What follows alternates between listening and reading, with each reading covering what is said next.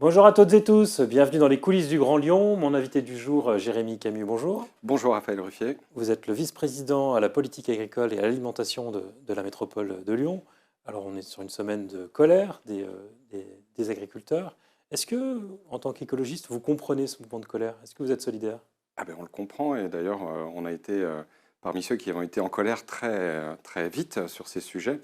Ça fait longtemps qu'on défend le fait que les agriculteurs sont maltraités en fait aujourd'hui. Vous n'êtes pourtant pas en odeur de sainteté sur tous les cortèges des agriculteurs. En fait on porte beaucoup le problème sur l'écologie, mais les vrais problèmes quand vous écoutez les agriculteurs ne sont pas sur l'écologie, hein. Les vrais problèmes c'est sur leur modèle économique. Ce qu'ils réclament c'est vivre dignement de leur métier. Et ce qu'ils réclament, c'est arrêter une surbureaucratie en fait, qui les étouffe en fait, au quotidien. Ils ont d'autres choses à faire que de remplir des papiers aujourd'hui. Ils ont besoin de produire et on a besoin de leur alimentation de qualité. Donc c'est surtout ces revendications qui sont aujourd'hui présentes sur les barrages. Quand le Premier ministre va leur dire qu'il faut arrêter de présenter les agriculteurs comme des pollueurs, des bandits ou qui torturent les animaux, il vous cible et ça a un certain écho chez les agriculteurs. Oui, mais je pense que là, on est vraiment dans de l'hypocrisie. Moi, je suis assez en colère aussi par rapport à la posture de ceux qui ont poussé dans l'ornière le monde agricole, en fait, depuis des décennies. Qui est-ce qui a voté aujourd'hui les accords de libre-échange qui amènent de la concurrence déloyale aux agriculteurs? Ce n'est pas les écologistes, hein, aujourd'hui. Qui est-ce qui a signé les nouvelles PAC, qui a voté la nouvelle PAC? Ce n'est pas les écologistes, c'est le gouvernement actuel et sa majorité, la droite et l'extrême droite qui ont voté main dans la main au Parlement européen ces accords de libre-échange et cette nouvelle PAC qui est complètement, qui ruine l'agriculture française en fait. Et pourquoi vous n'allez pas leur dire sur les barrages alors? Ah ben nous, on n'a pas besoin d'aller sur les barrages pour leur dire. Je peux vous dire que moi, depuis 4 ans, je les vois quotidiennement, les agriculteurs. On n'a pas attendu d'ailleurs la crise agricole à la métropole pour agir. Quand on arrivait, nous, aux responsabilités, c'est simple, hein. Ce que je dis souvent, hein, dans une collectivité écologiste, quand on arrive aux responsabilités, on augmente les moyens à l'agriculture. J'étais venu voir il y a 3 ans, pour vous le dire, on avait augmenté les budgets par 4 pour l'agriculture. Et depuis 3 ans, c'est pas que des promesses, hein, c'est des faits, c'est la réalité. On a accompagné plus de 100 projets sur la métropole, d'installation, de développement sur la métropole. C'est à peu près 3,5 millions d'aides directes qu'on a réussi à mobiliser sur l'agriculture métropolitaine. Donc moi, je suis très fier aujourd'hui de notre bilan sur l'agriculture. Et je peux vous dire que les agriculteurs qu'on accompagne sont plutôt contents aujourd'hui de l'action des écologistes à la métropole. Donc, puis il y a aussi autre chose, je pense l'hypocrisie, elle n'est pas que sur l'aide qu'on donne, c'est aussi la défense de leur principal outil de travail, les terres agricoles.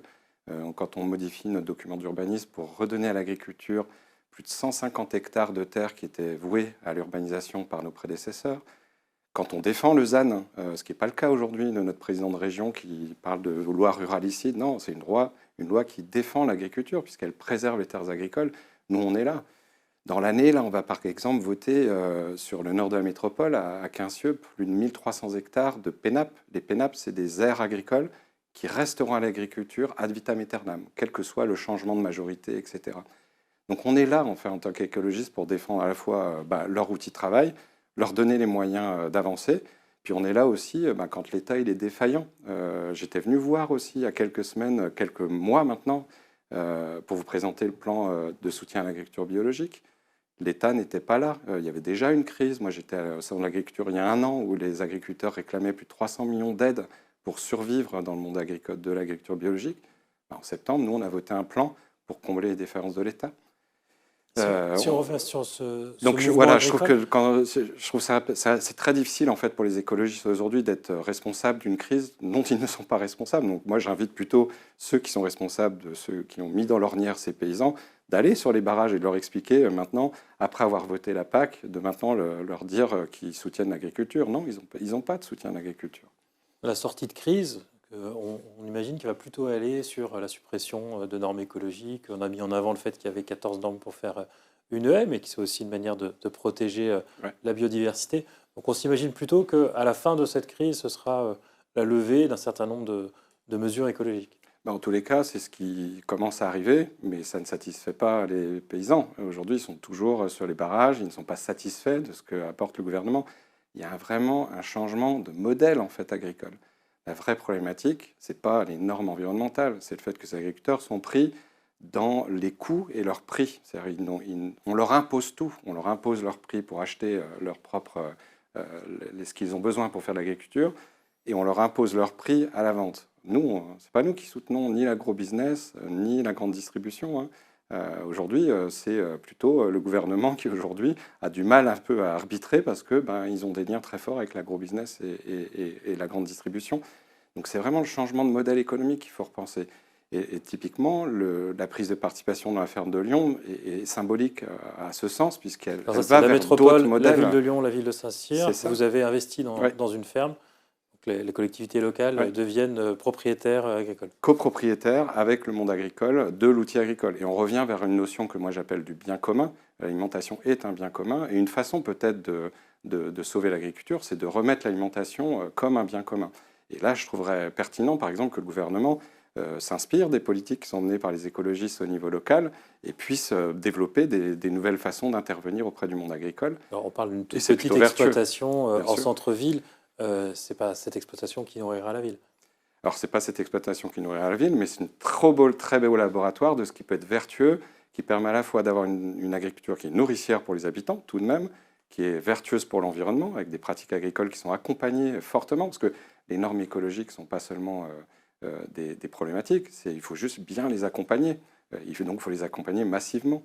Et puis, à la fois vertueuse pour l'environnement, et puis surtout rémunératrice pour les paysans. Et aujourd'hui, ce modèle économique-là, il permet aussi à des paysans de vivre dignement de leur production. Donc voilà, c'est un Et s'il y a vrai... besoin d'autant d'investissements publics Ouais. dans chacune des fermes pour permettre une transition, ça va être difficile.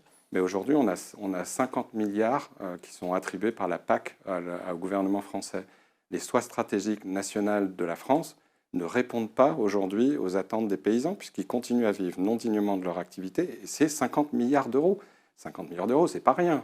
C'est pas une petite ferme. On pourrait très bien réorienter cette PAC pour aller vers une agriculture plus rémunératrice. Ils étaient peu nombreux, il y a 1 an ou 2, quand moi je signais avec quelques-uns une tribune contre la PAC actuelle et demandais une autre PAC qui soit plus favorable au monde agricole. Ils étaient très peu nombreux à l'époque à signer cette tribune, ils étaient plutôt nombreux à voter la PAC qui aujourd'hui, encore une fois, met dans l'ornière le monde agricole. Et donc voilà, moi je veux bien qu'on mette toute la responsabilité aux écologistes, mais moi j'invite aussi à ce qu'on regarde quand on est aux responsabilités, ce qui est réellement fait. Et quand on fait des choses, je peux vous dire qu'il est fait plutôt bon aujourd'hui de s'installer et de se développer en matière agricole sur la métropole de Lyon. Le premier sujet de mécontentement, c'était la disparition d'un avantage fiscal d'une niche fiscale sur le gazole non routier, donc qui a été abandonné. Ça, c'est une mesure que vous regrettez et c'était bien de demander la fin du gazole? L'important, en fait, dans ces mesures-là, c'est que on fait, encore une fois, c'est deux poids, deux mesures. Je pense que l'important, là, dans ce sujet du gazole, c'est d'arriver à voir comment on arrive à donner les conditions de travail avec l'outil de travail existant des agriculteurs. Et aujourd'hui, ils ont besoin de cette niche fiscale pour continuer à se développer. Mais je dirais, on pourrait l'imaginer autrement, l'aide au monde agricole. On n'est pas obligé d'avoir cette niche fiscale pour aider le monde agricole. C'est une niche fiscale, c'est une niche fiscale. On pourrait l'accompagner différemment. Typiquement, nous, quand on met en place des politiques agricoles de soutien à l'environnement, on met de l'argent sur la table. On a mis 1,7 million sur la table en septembre dernier pour soutenir des mesures agricoles favorables à, par exemple, l'agriculture avec plus sobre en eau. On a mis les moyens. On ne demande rien à l'État en plus. C'est vraiment la collectivité qui met sur la table un budget.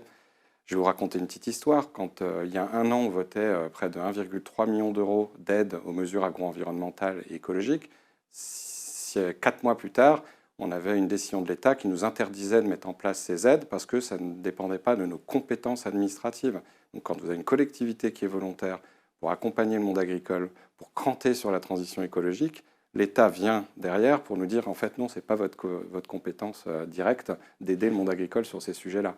Encore une fois, on ne demandait pas de budget à l'État.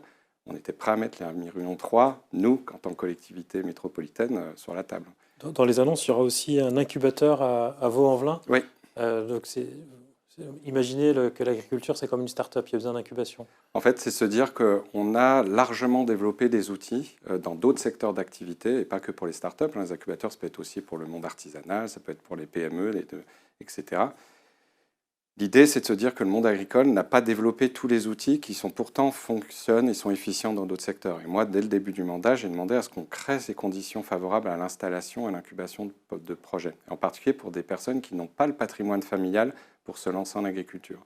Et donc oui, au printemps prochain, on va faire un appel à candidature pour qu'il y ait 3 maraîchers qui s'installent à Vaux-en-Velin sur un espace qu'on a réussi à obtenir de foncier, qui leur permettent de se tester pendant quelques années et nous permettent d'aller chercher soit des fermes qui sont à reprendre, soit des terres qui sont à cultiver pour les installer de façon plus pérenne sur l'agglomération.